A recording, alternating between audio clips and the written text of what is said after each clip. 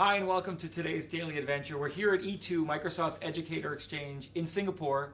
We are joined by hundreds of educators from all over the world. We happen to be joined by Johnson in Kenya. And I'm excited to talk to you because one of the things we talked about just before we got started is that technology has reignited your passion for teaching and being an educator. Tell me a little bit about that experience. Yes, I'm quite young in the profession, and after teaching into 1 year, I was struggling and I was feeling like I now get to know what people were saying, that teaching is a boring career. So what I'm just looking online, doing some research, and I saw some comments about some sites you can use to get some interesting things you can do in class. I bumped into Microsoft Online and I learned quickly about OneNote. So I started trying that and I saw what people were doing, and it created my interest. And I saw that you can make students do great stuff in class, like creating videos, making learning more interactive, and I don't have to be the one to be in charge of knowledge and deliver knowledge in a class, give them information. Students can actually find information. So when I realized that I can prepare a lesson so that students are more engaged, and when I'm in class, there's less work on my part, so that my work is only mostly in preparing the lesson. So I started to enjoy more of what I was doing, and I think after that I consider it now more of a long-term career. You're talking a lot about the shift that's happened from the foundational paradigm of teaching, where you were historically delivering content. Now you have this much larger landscape of technology and tools and teaching approaches that has actually made not only the profession more important, but also more dynamic and changing. And so I'm curious about that because many educators often will feel the opposite. Well, I feel overwhelmed, I feel discouraged because of all this technology, it's actually diminished my role. You've embraced the complete opposite approach. Tell me a little bit about how your experience is comparative to other teachers that you know in Kenya. Is this something that you're starting to see more and more? Or maybe for newer teachers to the profession, is it becoming more common to understand this global connection with technology as something that energizes the profession? I think often the problem, especially in our country, is usually it was the curriculum, which is now being shifted into more, it was more content-based, but now they're moving to skills and competency, creating competency. And teachers felt like they need to teach this content so the students are examined and they get this mark. But the truth is, I realize even if I have to produce that, I have to enjoy my work. And for me to enjoy my work, it's very hard to differentiate enjoying from creativity.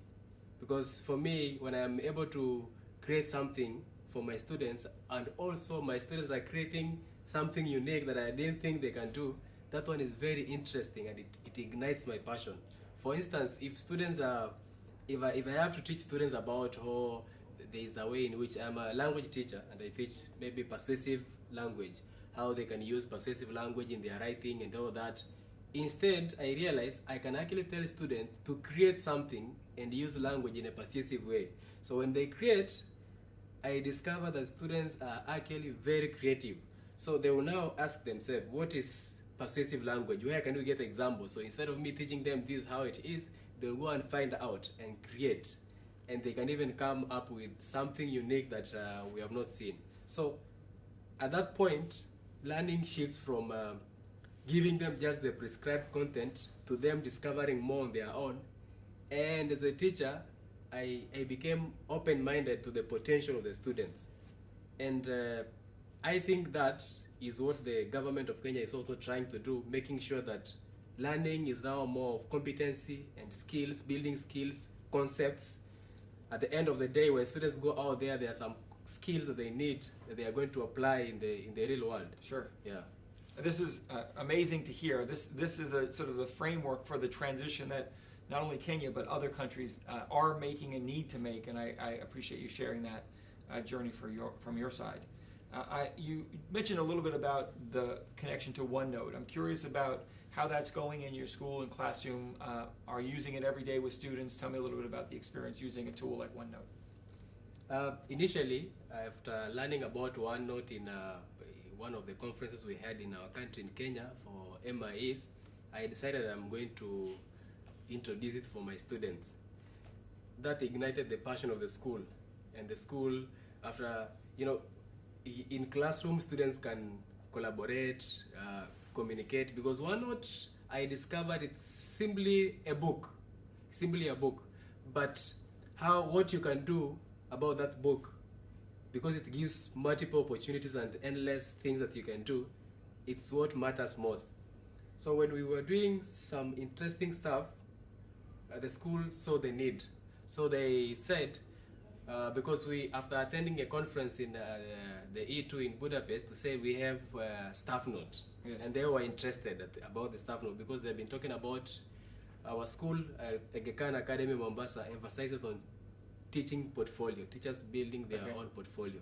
So we say the teachers don't have to put, all those files all the time and can get lost and not easy to update. We adopted the staff note. So staff note now is helping us in the academy to build teachers' portfolio, where teachers can manipulate their own sites. We have the administrator, they can quickly check the progress of the teacher, their reflection. You can put all your work, your lesson, and if we have what we call professional development sessions in school, every Wednesday, that time we can have groups quickly meet together, do their work, and show what they are doing in their classroom. So we are finding staff note to be very powerful in helping us to build a teacher portfolio in our school. That's great. And having the educators come together on this tool to plan the lessons and actually work together is going to help drive that connection in the classroom with students for sure. Yeah, and especially because we also discovered, as much as we emphasize the need to integrate technology in the classroom, there's another challenge. The challenge is that we have to be prepared.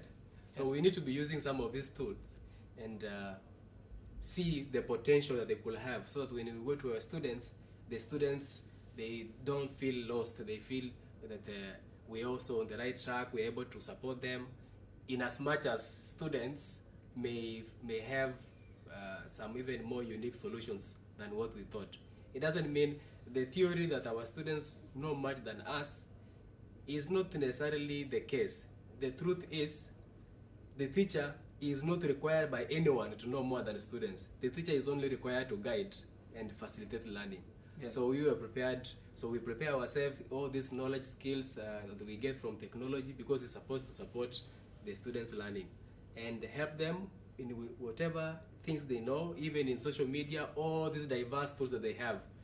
Help them to appreciate that they can use all that in learning.